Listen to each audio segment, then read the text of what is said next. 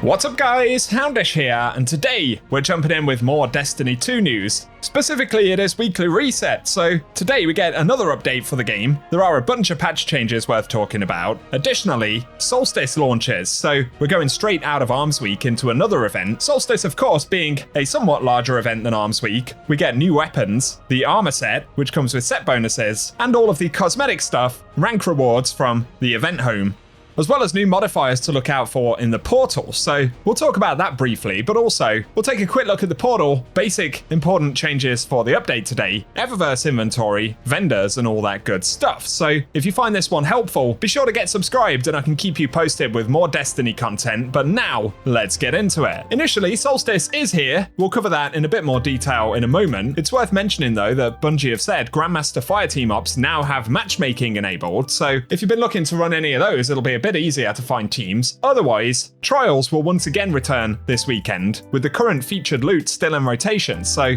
essentially we pick up from where we were last weekend, and the grind continues. The grind also continues for power for many players, so good luck on the hunt this week. Don't burn out in those solo lost sectors, or solo ops, should I say. Of course, some of that stuff will be required for Solstice this year, so you can kill two birds with one stone potentially, and let me know how you're getting on with that power climb down below.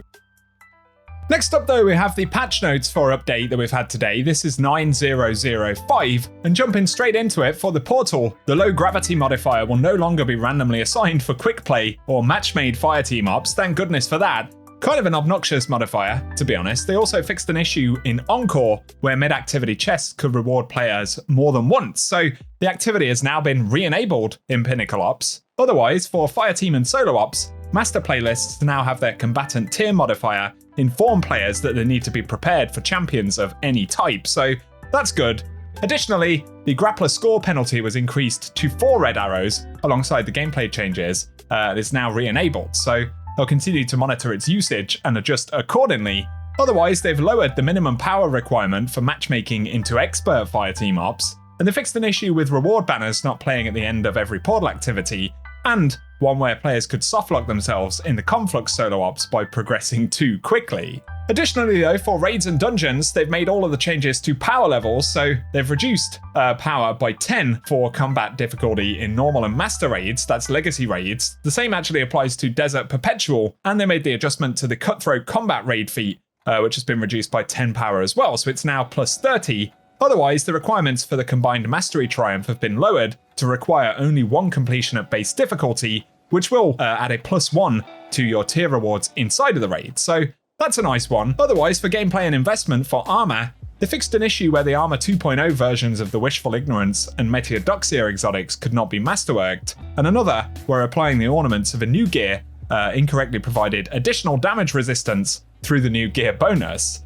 Then on weapons, for exotics, fixed an issue causing Queenbreaker's single shot mode to not blind targets, another one where Seekers spawned by Hierarchy of Needs were not tracking properly, and one where having conditional finality equipped would give other equipped weapons the ability to stun Overload champions. Otherwise, a fix for Vex Mythoclast where the rate of fire had been unintentionally reduced. For general weapon fixes though, they fixed a problem where not all pre-Edge of Fate special and heavy ammo weapons had the correct ammo generation enhancing mods present, another where the Adept Icarus mod couldn't be applied, and one where adjusting mag size on rocket-assisted pulse rifles could generate ammo from nothing. Otherwise, for Titans, they reverted the hammer bounce behavior and pickup cooldown to the pre-Edge of Fate state. That's for the throwing hammer. And lastly, for customization, they fixed an issue affecting the visibility of the black letter ornament set for Warlocks, so those can be acquired again. Another issue causing the Taken Flight holochip wings to be dimmer than intended. And on vendors, they say a one-time offer of 200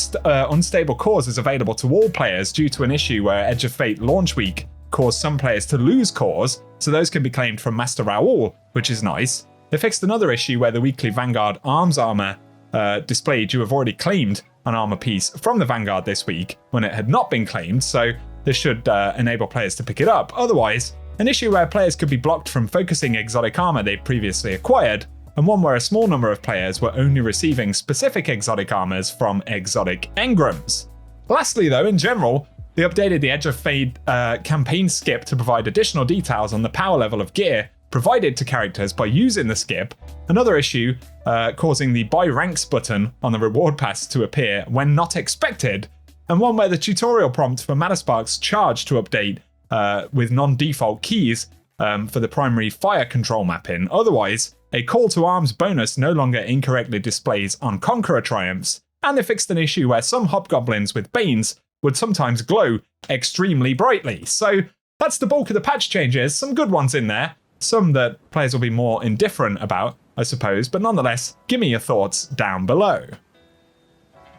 Next up though, as we get into the game right here, we do have a nice bit of artwork in the background of the portal here for the Solstice event. Also interesting, but some of the different activities inside of the portal actually list bonus rewards, including distorted Solstice engrams. These are showing at tier 2 for me personally. I'm guessing, dependent on power level, the tier of those may actually display differently depending on what level you're at. So let me know your experiences with it. Of course, Encore has been re-enabled, so we're seeing that in the portal as well. And in terms of the event, we can jump straight over to the event home right here, where we can see the rank rewards. We can still buy event ranks, much like what we saw with Arms Week, but presumably we'll be able to progress these naturally by actually playing the game. We can see there are engrams listed here, so there's a tier 3 engram pretty early on. As we move along the path, we do have things like some of the hollow foil weapons for Solstice, which look pretty cool with their sort of ocean skin, I guess. Most of these are tier 3s. I'm guessing that will be the same for everybody. Another tier 3 engram right there. And generally, you get the idea. You can preview a bunch of the rewards in-game if you like. Some interesting shaders and stuff like that. There's also the reward shop still available, where we can spend event tokens to pick up engrams. It looks like the reward tier is still based on Guardian ranks, as we sort of anticipated. It looks like the game is confirming that for us. I'm not sure if we'll be able to get higher than tier 4 drops from Solstice, but that's a look at the sort of portal section of things. Presumably, over here in the tower, yes, we'll have to go and visit Space Grandma, Eva Levante, to get started with some quests and things like that. So worth visiting Eva first. Don't forget to also visit Zavala to get some of your powerful drops and stuff. And for the moment, that really sums up what we can say this early on regarding Solstice, but I'll keep you posted with any particularly useful insights as we get to them.